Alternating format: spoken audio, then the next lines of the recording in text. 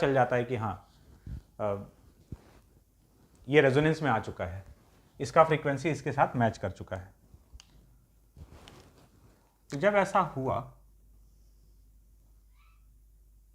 पहली बार ऐसा हुआ तो ये सिचुएशन हो रहा होगा।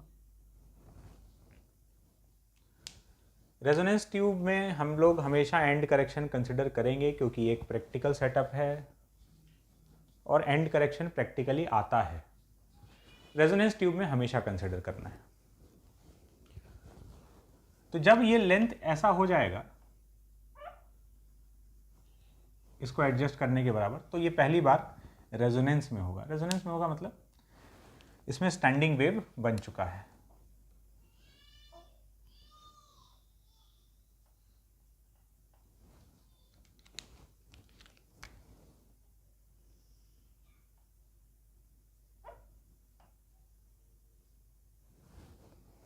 उसके बाद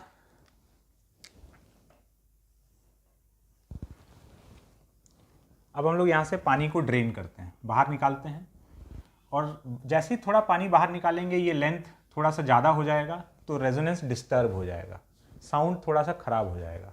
ठीक है, पता चल जाएगा कि अभी रेजोनेंस में नहीं है।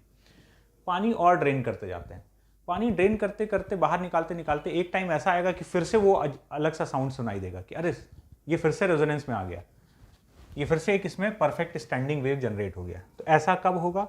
ऐसा तब होगा जब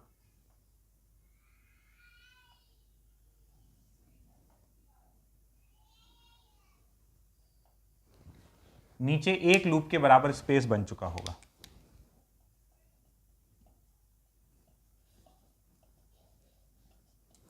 ऊपर ये आधा और ये एक। फिर क्या करते हैं? फिर और पानी ड्रेन करते हैं। जैसे ही थोड़ा सा और निकालेंगे फिर से रेजोनेंस डिस्टर्ब, और निकालते निकालते निकालते कुछ देर बाद फिर से रेजोनेंस एस्टैब्लिश हो जाएगा, फिर से वो बढ़िया वाला साउंड सुनाई देगा।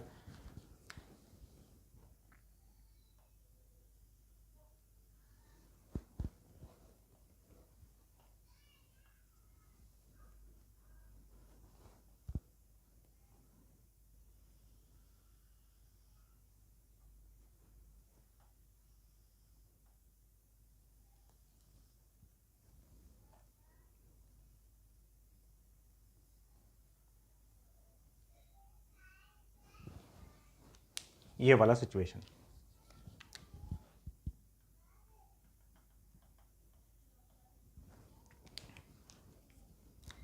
तो इस तरीके से और आगे भी फर्दर किया जा सकता है। एक एक लूप वाला स्पेस देते जाएंगे तो फिर से रेजोनेंस आते जाएगा।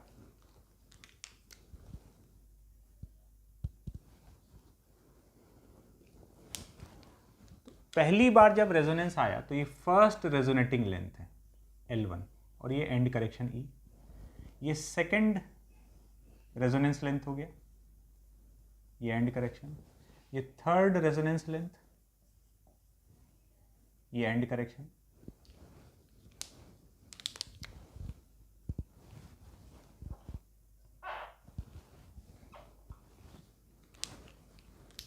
तो पहली बार में अगर हम लोग लिखें तो ये λ/4 के बराबर है, तो λ/4 is equals to L1 plus E, ये फर्स्ट इक्वेशन। इसको देखें तो λ/2 प्लस λ/4, तो ये 3 λ/4 is equals to L2 plus E। इसको देखें तो lambda plus λ/4 5 λ/4 is equals to L3 plus E। ये इक्वेशन बना ली तीनों को देख के। अब जैसे अगर हम 2 - 1 कर दें, 2 - 1 कर दें तो E कैंसिल हो जाएगा। λ/2 is equals to L2 minus L1, या 3 - 2 कर दें, दिस माइनस दिस, तो अगेन λ/2, ये देखो ना, दो कंजिक्यूटिव रेजोनेंस, इसमें और उसमें डिफरेंस कितना है? इतने का, λ/2 का। इसके और इसके लेंथ में डिफरेंस कितना है? इतना पार्ट तो कॉमन है ना, ये λ/2 का। एक एक लूप इंक्रीज करते जा रहा है, तो इसका पूरा लेंथ माइनस इसका पूरा लेंथ करेंगे तो एक लूप का डिफरेंस आएगा। इसका पूरा लेंथ माइनस इसका पूरा लेंथ करेंगे तो एक लूप का डिफरेंस। एक लूप का लेंथ λ/2, L3 माइनस L2। तो दो कंजिक्यूटिव रेजोनेटिंग लेंथ का डिफरेंस λ/2 के बराबर है। कोई सा भी दो कंजिक्यूटिव, n और n+1 वाला ले लो, दो कंजिक्यूटिव रेजोनेटिंग लेंथ का डिफरेंस λ/2 के बराबर। तो ये तरीका है, इससे हम लोग साउंड का वेवलेंथ मेजर कर सकते हैं, या और भी कुछ, अगर वेवलेंथ मालूम है तो कुछ और मेजर कर लिए। तो इस तरह से वेवलेंथ हम साउंड का बता सकते हैं कि जो साउंड प्रोड्यूस हो रहा है कितना है। दो बार कंजिक्यूटिव, दो कहीं भी कंजिक्यूटिव रेजोनेटिंग लेंथ ले लिए, एक बार रेजोनेंस आया, अब वो कोई सा भी हो, हमको नहीं पता वो कौन सा है, वो फर्स्ट है, सेकंड है, थर्ड है, जो भी आया हो, उसके बाद हम पानी खाली किए और अगले रेजोनेटिंग लेंथ का इंतजार किए, उन दोनों का डिफरेंस ले लेंगे, λ/2 के बराबर आ जाएगा। और बेस्ट पार्ट ये कि एंड करेक्शन भी कैंसिल हो गया, तो अगर हमको वो नहीं भी पता है तो अपना काम हो जाएगा। हाँ, लेकिन एक बात दिमाग में रखना कि जब भी ऐसे इक्वेशन लिख रहे हैं, कुछ भी कैलकुलेशन होगा, तो हम लोग एंड करेक्शन को कंसिडर करते हुए ही लिखेंगे रेजोनेंस ट्यूब में। बाद में कैंसिल होना है तो हो जाए, वो अलग बात है। बात क्लियर है यहां तक का? चलते हैं आगे। हेडिंग डालेंगे इंटरफेरेंस। बहुत ही अजीब चीज अब हम लोग पढ़ने वाले हैं।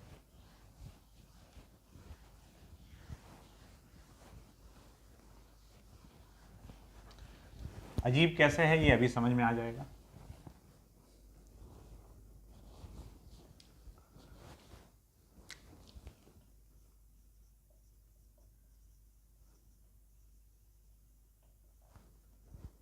इंटरफेरेंस, इसका डेफिनेशन अगर हम बात करें, डेफिनेशन बोल रहे हैं, अभी सुन के कुछ नहीं समझ में आएगा, लेकिन ऐसे सुन लो, ठीक है। बाद में जब हम लोग समझेंगे, एक्सप्लेन करेंगे इस बात को, तब समझ में आएगा, बट एक बार डेफिनेशन बोल देते हैं। Redistribution of energy in the space due to superposition of two or more than two waves is called interference. कुछ समझ में नहीं आया? ऑब्वियस सा बात था, लिख देते हैं। Redistribution of energy in the space due to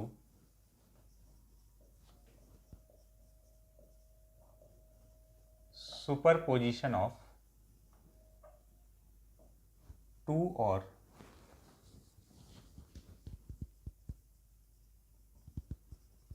more than two waves is called interference। अभी ये सामने लिखा हुआ है, अब समझ में थोड़ी देर बाद आएगा जब हम लोग इसको एक्सप्लेन करेंगे।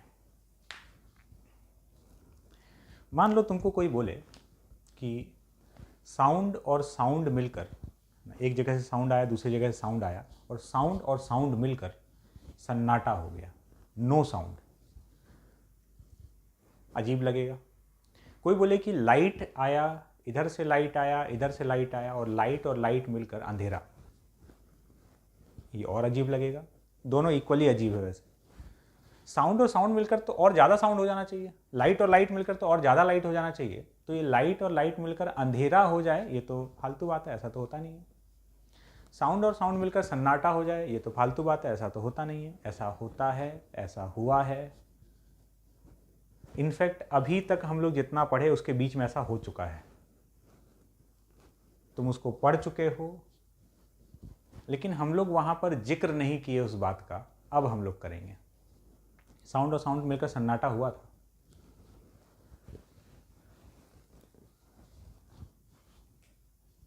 लाइट पे अभी हम लोग बात नहीं कर रहे हैं, आगे क्लास 12 में हम लोग बात करेंगे। क्लास 12 में एक चैप्टर है वेव ऑप्टिक्स, वो पूरा इंटरफेरेंस पर ही बेस्ड है। उसमें लाइट के बारे में हम लोग पढ़ते हैं, और लाइट मिलकर अंधेरा होता है। ऐसा एक्सपेरिमेंट है जो कि सही में होता है, यंग्स डबल स्लिट एक्सपेरिमेंट उसका नाम है। तो अब हम लोग समझते हैं कि ये है क्या चीज़। सही में क्या साउंड और साउंड मिलकर सन्नाटा हो रहा है? क्या सही में लाइट और लाइट मिलकर अंधेरा हो रहा है? हाँ, और अगर ऐसा हो रहा है तो लाइट और लाइट मिलकर अंधेरा हो गया, तो ये तो एनर्जी कंजर्वेशन के लॉ का धज्जिया उड़ा देगा। लाइट और लाइट, लाइट एनर्जी है, लाइट एनर्जी है, एनर्जी एनर्जी मिलकर एनर्जी गायब, तो एनर्जी का डिस्ट्रक्शन हो गया, एनर्जी डिस्ट्रॉय हो गया, खत्म हो गया, वैनिश हो गया। तो ये तो एनर्जी कंजर्वेशन को वायलेट कर रहा है। तो ये सब चक्कर क्या है, देखो अब एक बार इस डेफिनेशन पे आते हैं। अभी हम ये डेफिनेशन पढ़ के थोड़ा सा समझाते हैं और थोड़ी देर बाद ये डेफिनेशन तुमको दिखने लगेगा कि हम क्या बोले। Redistribution of energy in the space due to superposition of two or more than two waves is called interference. दो या दो वेव्स के मिलने से, देखो सुपरपोजिशन हम लोग पढ़े हैं, superposition of waves. Superposition of waves में क्या होता है, एक ही मीडियम में एक साथ दो या दो से ज्यादा वेव्स का प्रेजेंट होना। हम लोग दो को लेके बात कर रहे थे, दो से ज्यादा भी हो सकता है, हम लोग दो को लेके बात करते हैं, ठीक है। तो एक ही मीडियम में जब एक साथ दो या दो से ज्यादा वेव प्रेजेंट है तो हम लोग बोल रहे हैं कि वेव का सुपरपोजिशन हुआ। ये तो हुआ सुपरपोजिशन। उस सुपरपोजिशन का जो नतीजा निकला उन दोनों वेव्स के एक साथ मीडियम में प्रेजेंट होने से कुछ वहां पर गड़बड़ हुआ है। गड़बड़ या यूँ कहा जाए कि कुछ परिवर्तन आया है, कुछ चेंजेस आया है, और वो जो उसका नतीजा हम लोग को दिखा है उसी नतीजे को हम लोग क्या बोलते हैं, इंटरफेरेंस। और नतीजा क्या हुआ है, रीडिस्ट्रीब्यूशन ऑफ एनर्जी। मतलब जब ये वेव मीडियम में ट्रैवल कर रहा है, ठीक है, तो ये हर जगह पर कुछ एनर्जी डिस्ट्रीब्यूट किए हुए हैं। ये वेव ट्रैवल कर रहा है तो है ना, ये वेव आ रहा था, इसका अपना कुछ कुछ एनर्जी डिस्ट्रीब्यूशन है। दूसरा वेव जा रहा है, ये भी हर जगह पे कुछ कुछ एनर्जी डिस्ट्रीब्यूट किए हुए हैं। दोनों वेव जब एक साथ मीडियम में प्रेजेंट हुआ तो अब क्या होगा, ये दोनों मिलकर मीडियम में एनर्जी का डिस्ट्रीब्यूशन रखना चाहता है। तो अब ना तो इसका चलेगा ना इसका चलेगा, दोनों मिलकर एक नए टाइप का डिस्ट्रीब्यूशन सेट करेगा मीडियम में। और वो नए टाइप का डिस्ट्रीब्यूशन हम लोग को अचंभित कर देगा, आश्चर्यचकित कर देगा। उसी रीडिस्ट्रीब्यूशन ऑफ एनर्जी का नाम है इंटरफेरेंस। एनर्जी नए तरीके से डिस्ट्रीब्यूट हो गया स्पेस में। वेव वन जब आ रहा था तो ये मीडियम में कुछ एनर्जी फैलाया हुआ था, प्रोपगेट कर रहा था एनर्जी, तो प्रोपगेट कर रहा है तो हर एक के पास कुछ ना कुछ है कहीं। दूसरा वेव जा रहा था, उसके पास भी कुछ ना कुछ था, मीडियम के हर पॉइंट पे वो भी कुछ कुछ रखा हुआ था। जब दोनों एक साथ आ जाएगा ना, तो अब मीडियम में कहाँ कितना एनर्जी डिस्ट्रीब्यूट होना चाहिए, ये एक नए टाइप का डिस्ट्रीब्यूशन आएगा। तो वही लिखा हुआ ये redistribution of energy in the space. Energy का रीडिस्ट्रीब्यूशन किसकी वजह से, due to superposition of two or more than two waves is called interference.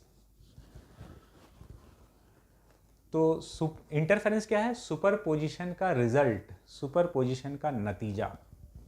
और ये नतीजा थोड़ा सा चौंकाने वाला रहता है। अब देखते हैं कि क्या हम लोग इंटरफेरेंस देखें हैं। हाँ बिल्कुल देखें। स्टैंडिंग वेव का थोड़ा सा एक बार बात करते हैं, ठीक है। स्टैंडिंग वेव जब हम लोग डिस्कस कर रहे थे तो समझना हुआ क्या, तुमको पता चल जाएगा कि व्हाट इज इंटरफेरेंस। बड़े एकदम ध्यान से आराम से दिल लगाकर सुने। ये एक वेव है, स्ट्रिंग वेव मान लो। वेव में क्या है, हर पॉइंट का एम्पलीट्यूड ए है, फेज अलग अलग है, ये भी ए एम्पलीट्यूड का, हर पॉइंट ए एम्पलीट्यूड का ऑसिलेशन कर रहा है। ठीक बात है, इसमें किसी को कोई तकलीफ नहीं है। सबका एम्पलीट्यूड ए है, कोई थोड़ा पीछे होगा, कोई थोड़ा आगे होगा, फेज अलग अलग है। Intensity is proportional to A square. तो इस वेव की वजह से हर पॉइंट का इंटेंसिटी, क्योंकि सब जगह एम्पलीट्यूड सेम है, तो यहाँ का इंटेंसिटी अगर आई है तो यहाँ भी I, let's call it I naught, हर जगह आई नॉट है, ठीक है। Intensity is proportional to square of amplitude.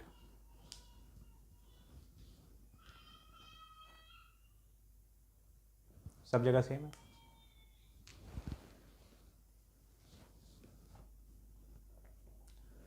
वैसे तो ये 2 pi square F square A square rho into V होता है, रो वी ये सब मीडियम पे डिपेंड कर रहा है, फ्रीक्वेंसी तो सेम है ही, रो और वी हर जगह के लिए सेम है, एम्पलीट्यूड भी सेम है, तो हर जगह का इंटेंसिटी आई नॉट क्या है ना, आगे चल के ये वैरी करने वाला, ये सब वैरी नहीं करेगा, इसलिए खाली इस पर फोकस कर रहे हैं। अब देखना क्या हुआ, ये दूसरा वेव, एक और वेव था मीडियम में ट्रेवल कर रहा था, है ना। स्टैंडिंग वेव में क्या था, ये ऐसे जा रहा था, इधर से ये ऐसे आ रहा था। सपोज ये भी सेम एम्पलीट्यूड वाला ही है, सेम एम्पलीट्यूड वाले ही लिए थे हम लोग, इसकी वजह से भी हर एक जगह पर एम्पलीट्यूड कितना ए, इसका भी फ्रीक्वेंसी सेम है, तो ये भी मीडियम के हर पॉइंट पर इंटेंसिटी कितना दिया हुआ है, आई नॉट। अब ध्यान से सुनना, असली बात अब आने वाला है।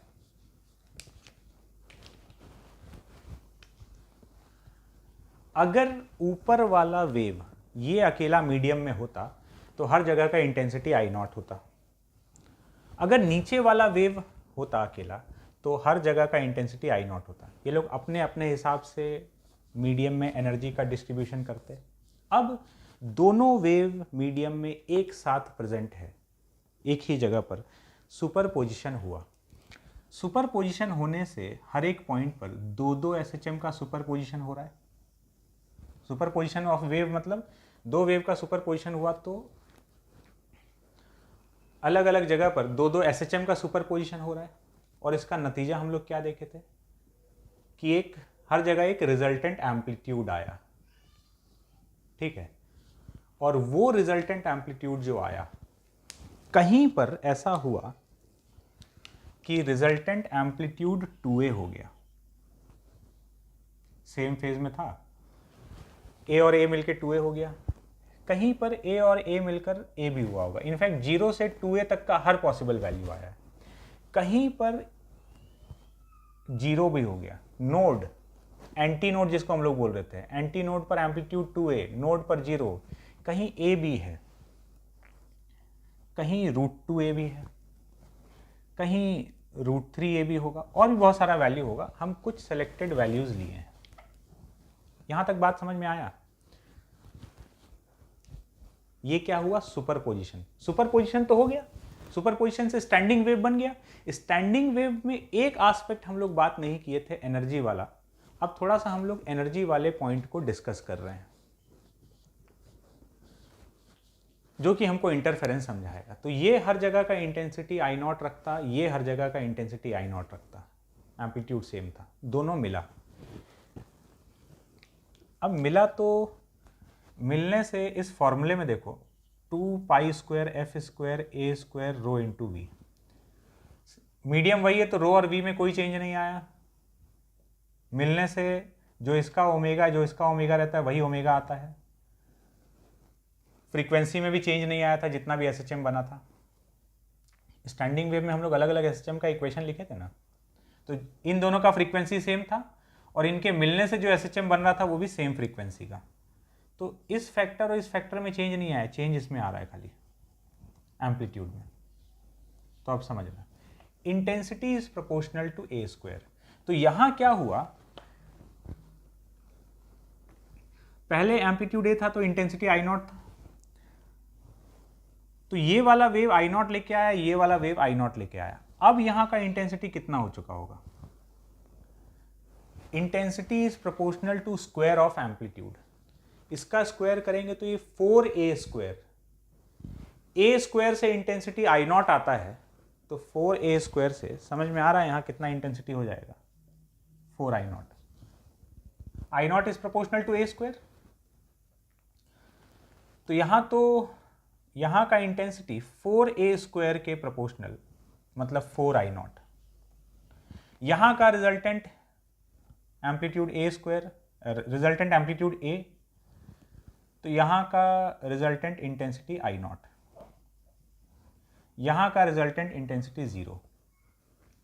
इसका स्क्वायर करेंगे तो 2a स्क्वायर मतलब 2 आई नॉट, इसका स्क्वायर करेंगे तो 3a स्क्वायर मतलब 3 आई नॉट। अब देखो क्या हुआ, अब कंक्लूजन पे आ रहे हैं हम लोग।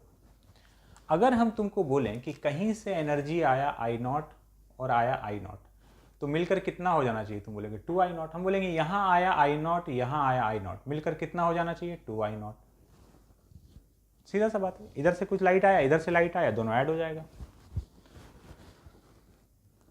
तो I0 एनर्जी आया, चाहे साउंड के टर्म्स में, लाइट के टर्म्स में या किसी भी टर्म्स में, I0 मिलकर 2i0 होना चाहिए।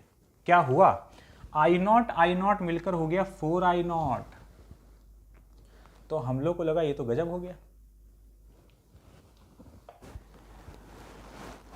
लाइट और लाइट मिलकर डबल होना चाहिए था, 4 गुना हो गया, या साउंड और साउंड मिलकर डबल साउंड होना चाहिए था, 4 गुना हो गया। यहां देखो एनर्जी I0 आया, I0 आया, साउंड आया और मिलकर सन्नाटा हो गया। इसको साउंड के टर्म्स में सोच के देखो तो साउंड और साउंड सन्नाटा, लाइट के टर्म्स में सोच कर देखो तो लाइट और लाइट अंधेरा। I0 एनर्जी यहां था, इसकी वजह से ये दोनों प्रेजेंट है, ये I0 दे रहा है, ये I0 दे रहा है, और I0 मिलकर क्या हो गया है? 0। तो अगर ये साउंड होता तो साउंड और साउंड मिलकर सन्नाटा। तो हम लोग ये तो देखे थे कि एम्पलीट्यूड ये सब हो गया है, उस समय हम लोग एनर्जी का बात वहां पर नहीं कर रहे थे कि अलग अलग जगह पर इंटेंसिटी क्या है। ये अलग अलग जगह पर इंटेंसिटी है। यहां I0 मिलकर 2i0 भी हो रहा है जैसा एक्सपेक्टेड था, यहां I0 मिलकर 3i0 हो गया, यहां I0 मिलकर I0 हो गया। तो कहीं पर I0 और I0 मिलकर कम हो जा रहा है 2i0 से, कहीं ज्यादा हो जा रहा है, कहीं 2i0 भी रह रहा है। एक्सपेक्टेड क्या था? किसी को जो वेव्स नहीं पढ़ा है कि भाई I0 आया तो एनर्जी कितना होना चाहिए, बोलेगा सब जगह 2i0 होना चाहिए। एक्सपेक्टेड तो यही है, लेकिन क्या हुआ? रीडिस्ट्रीब्यूशन हुआ। अच्छा, कोई बोलेगा सर ये एनर्जी कंजर्व है क्या? बिल्कुल कंजर्व है। देखो रीडिस्ट्रीब्यूट हुआ है, एनर्जी कंजर्वेशन का वायलेशन नहीं हुआ है। कैसे? यहां I0 मिलकर 2i0 होना चाहिए था, यहां हो गया 0। तो यहां से 2i0 कम है, यहां का 2i0 इधर चला गया, यहां का 2i0 इधर चला गया, तो इधर 4i0 हो गया, इधर 0 हो गया। यहां I0 2i0 होना चाहिए था, I0 2i0 होना चाहिए था, यहां से I0 समझ लो इधर चला गया, इधर बचा I0 और इधर हो गया 3i0। ये तो हम कुछ एग्जांपल लिए हैं। कहीं पर ऐसा होगा कि 0.5 I0 इंटेंसिटी है, तो कहीं पर 3.5 I0 वाला भी मिलेगा। तो हम क्या एक्सपेक्ट कर रहे थे कि I0 मिलने से हर जगह 2i0 इंटेंसिटी मीडियम में होना चाहिए, लेकिन रीडिस्ट्रीब्यूशन हुआ। ये तो I0 मिला और I0 मिलकर I0 2i0 नहीं रहा, भेलपूरी बन चुका है, नया मिक्सचर तैयार हुआ। ये वाला उठकर इधर आ गया, तो इधर हो गया 4i0, इधर हो गया 0। यहां से I0 इधर चला गया, तो इधर बचा I0, इधर बचा 3i0, यहां 2i0 का 2i0 रह गया। कुछ एग्जांपल्स। क्यों? क्योंकि एम्पलीट्यूड हर जगह सेम नहीं है। तो अब पढ़ो ये क्या लिखा हुआ है। तो पहली बात, यहां क्या हुआ है? यहां रीडिस्ट्रीब्यूशन हुआ है। दोनों जगह से I0 आया तो ऐसा हो जाना चाहिए था, लेकिन पूरा एक नए टाइप का डिस्ट्रीब्यूशन हुआ और ऐसा हो गया। टोटल कंजर्व है, टोटल यहां जितना होना चाहिए था उतना ही है, लेकिन डिस्ट्रीब्यूशन बदल चुका है। यही है इंटरफेरेंस। अब पढ़ो क्या लिखा हुआ है। Redistribution of energy in the space due to superposition of 2 or more than 2 waves, 2 या 2 से ज़्यादा वेव्स के मिलने से, सुपर इम्पोज होने से एनर्जी का एक नए टाइप का डिस्ट्रीब्यूशन स्टैब्लिश होता है। उसी को हम लोग क्या बोलते हैं? इंटरफेरेंस। तो जो स्टैंडिंग वेव में देखे थे, स्टैंडिंग वेव में इंटरफेरेंस हुआ था। जहां नोड था, अच्छा जहां इंटेंसिटी 0 हो जाता है ना, मिनिमम इंटेंसिटी वाले पॉइंट को हम लोग बोलते हैं डिस्ट्रक्टिव इंटरफेरेंस हुआ है, और मैक्सिमम इंटेंसिटी वाले पॉइंट को हम लोग बोलते हैं कंस्ट्रक्टिव इंटरफेरेंस हुआ है। मतलब जहां इंटेंसिटी 4i0 दिख रहा है वो कंस्ट्रक्टिव इंटरफेरेंस वाला पॉइंट है, जहां इंटेंसिटी 0 दिख रहा है वो डिस्ट्रक्टिव इंटरफेरेंस वाला पॉइंट है। ये दो एक्सट्रीम को नाम दे दिया गया है, मिनिमम वाले को और मैक्सिमम वाले को। तो स्टैंडिंग वेव में जहाँ नोड था, नोड वाला पॉइंट क्या था, 0 हो गया था, वहाँ पर 0 हो गया था एम्पलीट्यूड, तो मतलब वो डिस्ट्रक्टिव इंटरफेरेंस हुआ था, एक दूसरे को निपटा दिया, निपटा के कहीं और भेज दिया एनर्जी। जहाँ पर मैक्सिमम जो एंटी नोड था, मैक्सिमम एम्पलीट्यूड वाला पॉइंट, वो क्या था, वो कंस्ट्रक्टिव इंटरफेरेंस था। तो आई होप कि बात समझ में आया होगा कि इंटरफेरेंस क्या है। इंटरफेरेंस अगर सीधे साधे शब्दों में कहा जाए कि क्या है, तो ये सुपरपोजिशन का नतीजा है। दो वेव्स के मिलने से जो रिजल्ट हो रहा है वही इंटरफेरेंस है, और वो रिजल्ट क्या दिख रहा है, रीडिस्ट्रीब्यूशन ऑफ एनर्जी दिख रहा है। ठीक है, अब जो साउंड का स्टैंडिंग वेव का बात किए, या स्ट्रिंग का स्टैंडिंग वेव का बात किए, वो इंटरफेरेंस ही था। लेकिन इंटरफेरेंस खाली वो स्टैंडिंग वेव वाले तक ही सीमित नहीं है, उसके आगे तक है। स्टैंडिंग वेव में तो क्या हो रहा था कि एक इधर से जा रहा है, एक इधर से आ रहा है, एक स्ट्रेट लाइन में हम लोग बात कर रहे हैं। क्योंकि रस्सी में क्या है ना, रस्सी एक लाइन में कहीं ट्रैवल कर रहा हो, रस्सी वाला वेव किसी एक लाइन में होगा, तो ये इधर जा रहा है, ये इधर जा रहा है, ठीक है। तो इंटरफेरेंस इस लाइन पे हमको दिखा, जो स्टैंडिंग वेव दिखा था। इंटरफेरेंस खाली हम लोग एक लाइन पर डिस्कस किए। इंटरफेरेंस हम लोग पूरे 3D स्पेस में भी बात कर सकते हैं। किसके लिए, स्ट्रिंग वेव के लिए नहीं बात कर सकते, क्योंकि स्ट्रिंग वेव पूरा 3D में ट्रैवल नहीं करता है। लाइट और साउंड के लिए बात कर सकते हैं। कैसे? अच्छा, इंटरफेरेंस का एक बार बेसिक समझना। बेसिक मतलब जो हम लोग बात किए हैं उसका मेन पॉइंट। इंटरफेरेंस है क्या, दो वेव कहीं मिला, तो जहां मिला ना वहां दो SHM का सुपरपोजिशन हुआ। दो SHM के सुपरपोजिशन होने से एक रिजल्टेंट एम्पलीट्यूड आया, और एम्पलीट्यूड अगर वहां का एक नया आ चुका है तो वहां का इंटेंसिटी भी नया आ चुका होगा। जब भी दो वेव किसी पॉइंट पर मिला तो उस पॉइंट पर दो SHM का सुपरपोजिशन हुआ। दो SHM का सुपरपोजिशन हुआ तो एक रिजल्टेंट एम्पलीट्यूड, और एक रिजल्टेंट एम्पलीट्यूड तो एक रिजल्टेंट इंटेंसिटी। स्ट्रिंग वेव में तो ये एक सीधी रेखा में ही, एक स्ट्रेट लाइन में ही हो सकता था, लेकिन साउंड या लाइट वेव का बात किया जाएगा तो ये पूरे 3D स्पेस में हो सकता है। कैसे?